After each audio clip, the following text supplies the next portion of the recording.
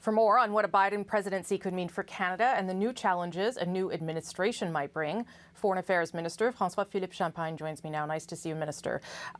So what does this mean for Canada, a new president in the United States? Is it good news?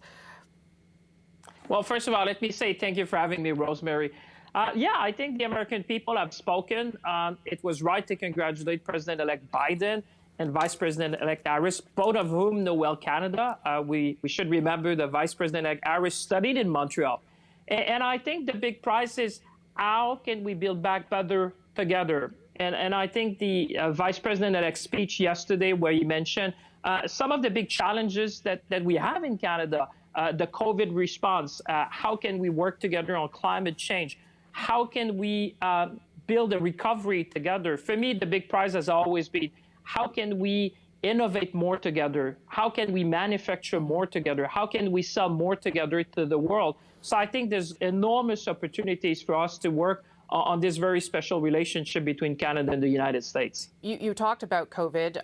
The president-elect says he will tomorrow put together a committee to start a plan to tackle COVID as soon as he gets into office in January.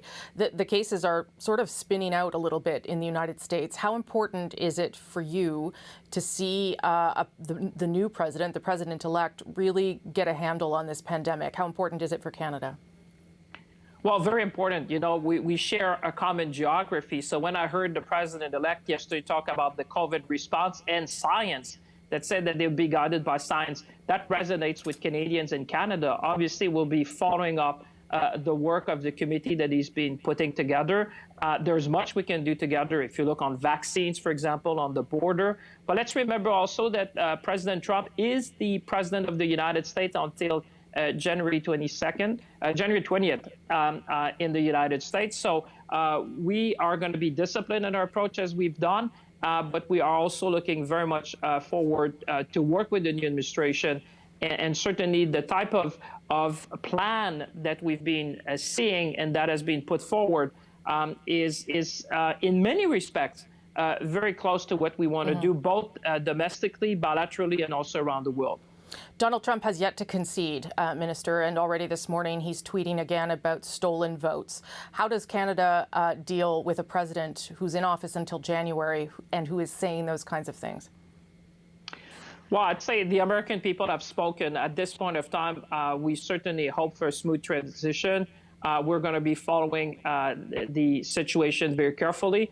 But at the same time, we're planning for the new administration. You know, we've been able to work over more than a century with both Republican and Democrat administration. Just look at what we've achieved over the last 4 years, being able to renegotiate a trade agreement, which was vital to Canada.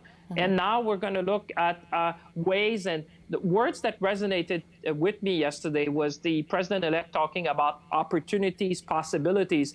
And when I look what we want to achieve as a government and what they want to achieve, there's a lot of similarities about inclusion, fighting climate change, energy, jobs. I think we'll be working very well together. There are some potential bumps in the road, Keystone XL being one of them.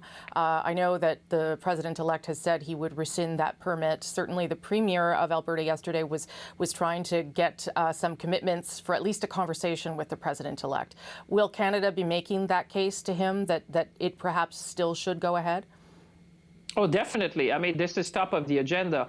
Sure. We're going to be making our case, saying that Canada is the most reliable energy supplier to the United States, predictable. We've been working together for decades now. It's all about energy security in North America. This is true for Keystone XL. This is true for electricity in the East Coast.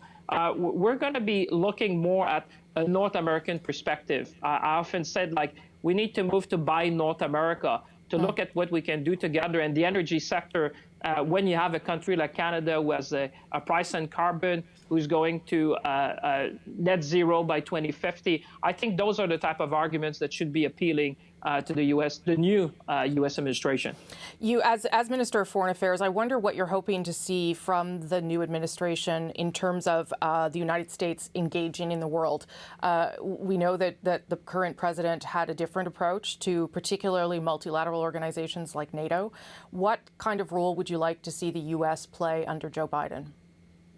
Well, I think there again, there's great opportunities. I mean, there's a lot of international institutions that need to be renewed, improved. I mean, we've seen that during the COVID crisis. And last week, I was talking to my European colleagues and saying, you know, we're certainly going to come together to put something forward together with our U.S. partners that will be inspiring, that will be re-engaging with international organizations. We need that because we are you know, bound by common values, whether it's freedom, liberty, democracy, and we need to make sure that we work as close as possible together, like we've always done. So I think there's extraordinary opportunities. Yeah. But Minister, can you rebuild some of the things that have happened to the World Health Organization? Yes. To, like, do you think that the damage that was done potentially by the current administration can be undone? I'm positive by nature. I think that what happened in the last 4 years in terms of some of those relationships, we can rebuild. But certainly, I'm one of those, Rosemary, who think that, you know, if there's a will, there's a way.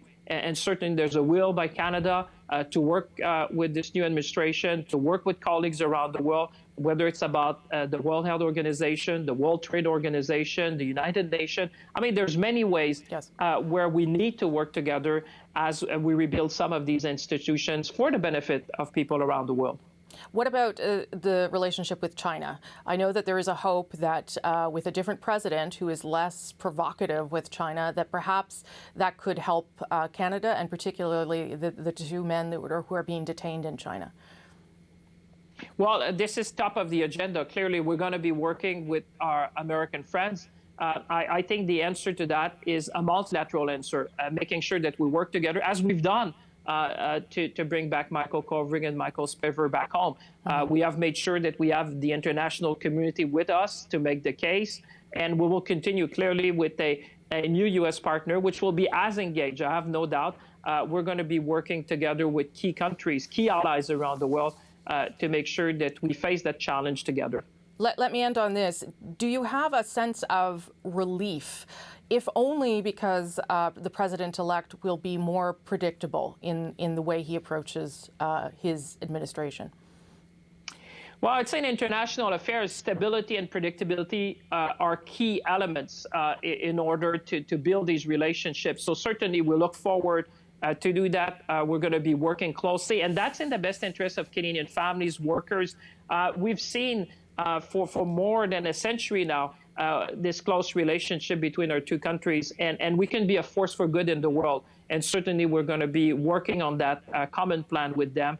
And so that's why, as all Canadians, I think we're excited to be working with the new administration, and we'll work with President Trump, you know, until January 20th.